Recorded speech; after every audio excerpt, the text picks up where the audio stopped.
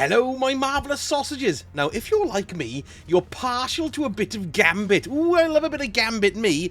And this week's TWAB has outlined all the massive, well, pretty bloody big changes coming to Gambit as of Witch Queen. So I thought I'd sort of give you the highlights of it so you don't have to trawl through a huge wall of text. So let's just get into it then, shall we? First of all, we've got a freelance node that's being added, like they did in Iron Banner and the Glory playlists and Trials of Osiris, so that's pretty cool for us solo players there, so we don't get our asses kicked by a big team of mean buggers who know exactly what they're doing.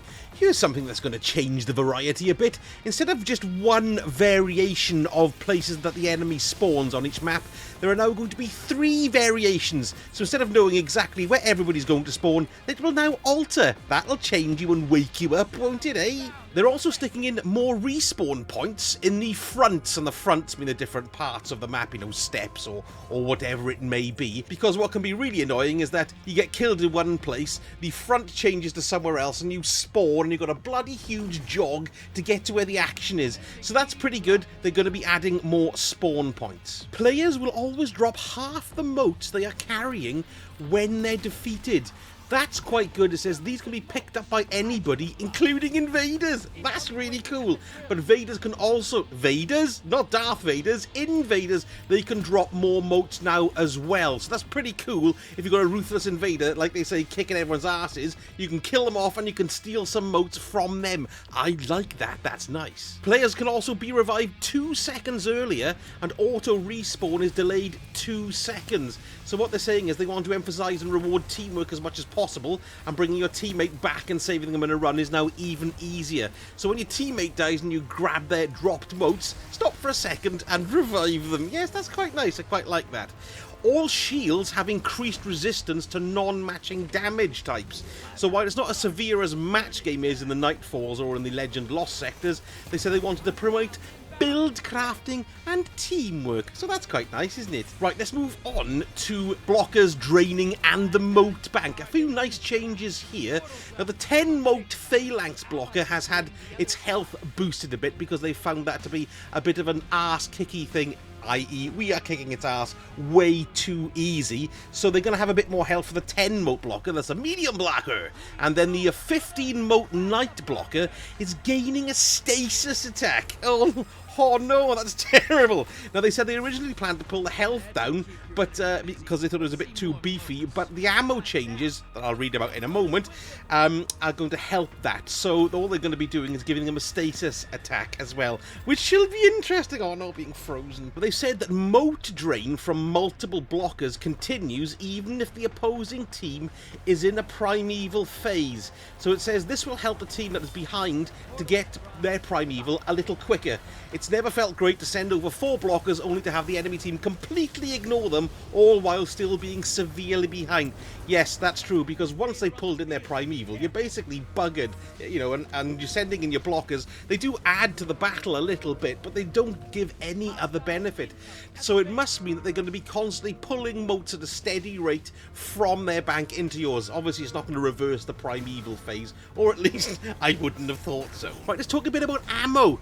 Now, when you complete a front, so that's an area, a chest containing a small amount of special and heavy ammo spawns in the middle of the front and can be looted once by each player. That's good. I'm always struggling for ammo in Gambit, and it's crap to be stuck with a primary when you want to be kicking people's asses with rocket launchers and fusion rifles. Now, this special and heavy ammo spawn times out 20 seconds after the initial interaction, so you can't hang about. Also, killing a high value target spawns 1 normal heavy brick for each player. Oh, that's great. We're going to have more heavy. That is excellent. And this replaces the regular front ammo chests, but you still need to find the time to go and grab it. Interesting. So let's talk about the primeval scrap. And they're saying the primeval health and slayer stack bonus is going to be retuned. So burning the boss after 3 rounds should be just as easy, but burning him after 1 or 2 is going to be significantly more work. So you want to be really hunting those envoys before you start picking on the old primeval there. It also says these envoys, they now spawn with friends, hello friends, out in the front rather than in the bank area. So there's going to be a lot more running around to go and get the envoys. It says they have reduced health and they're no longer affected by Slayer stacks and have varied elemental shields. So the Slayer stacks that you get from killing the envoys only apply to damage given to the Primeval, not to other envoys. That's because they go so bloody quick at the moment after you've killed 2 of them. You've got a 3 stack or something. And they also have varied elemental shields, because currently they're always just bloody void, so it's going to be quite nice for them to have something else other than that. It also says the envoys put an invulnerability shield on the Primeval, and we're going to have to kill both of them in order for that shield to drop. And then envoys respawn at 30% of the damage done. And then this increases by 10% on every envoy respawn, and they stop spawning after they've spawned 5 times. And they've also removed the servitor boss as well, because its custom shielding mechanic with that little orb, you know, that shoots the shields out to protect people is a pain in the arse and doesn't work well with their new mechanics. So the Malfeasance quest now starts on the first Primeval kill. Right, let's talk a little bit about invasions. Now, this is interesting. Level advantage is now disabled for Invader PvP, but they've said it's actually been like this since the start of Beyond Light. Surprise! So level advantage hasn't made any difference since Beyond Light. So there we go, that's interesting. One of the moat phase invasions has been removed, so invasions now trigger at 40 and 80 moat thresholds. Okay, that's cool. And Primeval phase invasions are unchanged as well, and invasions can no longer be saved up, so they say use it or lose it, pal. Well, there we go, that's interesting. I quite like that, actually, because invasions can come on when you're on the back foot. It's a huge pain in the ass. Invaders can no longer see how many moats enemy players are carrying, so you can't target the one who's carrying the most. I quite like that, but there we are, never mind. And the player nameplates fade out as well when the invader is aiming down the sights. And they said they also found a bug with how the Primeval heal effect was being applied, and it depended on the sequence of timing and the kills. So the Primeval would heal anywhere between 5 and 35%, because sometimes you get a huge wodge, don't you? So now they're saying they've completely fixed that, and the invader kills will heal the Primeval for exactly 27%. That does sound like quite a lot, and they do say it sounds quite a lot, but they're going to be watching out for feedback and stuff and retune as necessary. Right, let's go into the rewards. So Drifty Poo's screen now is going to be a lot like Saint 14's screen with the Trials of Osiris, and we're going to be getting Gambit engrams as well, which can either decrypt into Gambit armor or Gambit weapons, and this will cost 10,000 glimmer and 50 legendary shards, so be careful what you do. The Gambit weapons are going to be the Crowd Pleaser, which is a grenade launcher, bottom dollar hand cannon, trinary system, fusion rifle, borrowed time, and servant leader as well.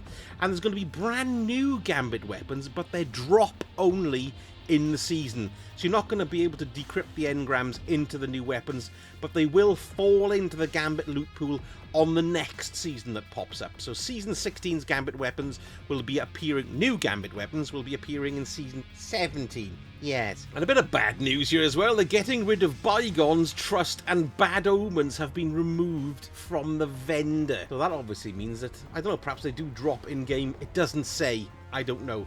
But this is good news, particularly if you're after Gambit Jadestone or something like that. If you're missing some of the older Gambit shaders, they'll now have a small chance of dropping at the end of each match. That's good news for all you shader fans. That's bloody great. Then they've got a section that talks about the future and Gambit Labs. And they say the daily Gambit bounty objectives now are generally fine, but some of the repeatable bounties are arse, so they're going to have themselves tweaked and tuned a little bit. They're not saying exactly which ones or where, but they've given us an idea of weapon kills drops from 25 to 15, melee and grenade kills from 25 to 5, and super kills from 15 to 10. So basically they seem to be getting quicker to complete. Now this sounds incredibly interesting to me. You know, we had Trials Labs where they trialed a different mode of Trials of Osiris. Well, they've got an invasion edition of Gambit Labs. During moat phases, instead of opening your own invasion portal at 40 and 80 moats, you instead open your opponent's invasion portal. That's cool, isn't it? And they said they expect this to completely disrupt the accepted meta for how and when to deposit and invade. And we're looking forward to seeing clever strategies, not from me, and counter strategies you will develop. I don't know, I'm going to really get into Gambit in Season 16, I think. And then the other mode they've got is something called Moat Thief. Every second the invader is invading, one moat drains from your bank to the invader's bank. So it actually gives you another reason to be invading, apart from just killing your opponents. You can just hide and drain moats to summon your Primeval. That's really cool. I really like the sound of that. I'm looking forward to Gambit Labs. So that's it for the Gambit changes, and I think it does sound, to be honest, for the better. But of course, let me know what you think in the comments. Do you think it sounds good? Are you going to be playing Gambit a bit more now, or can you not stand Gambit at all? And in the meantime, give me a like and a subscribe, and I shall see you all again very soon. Sausage out.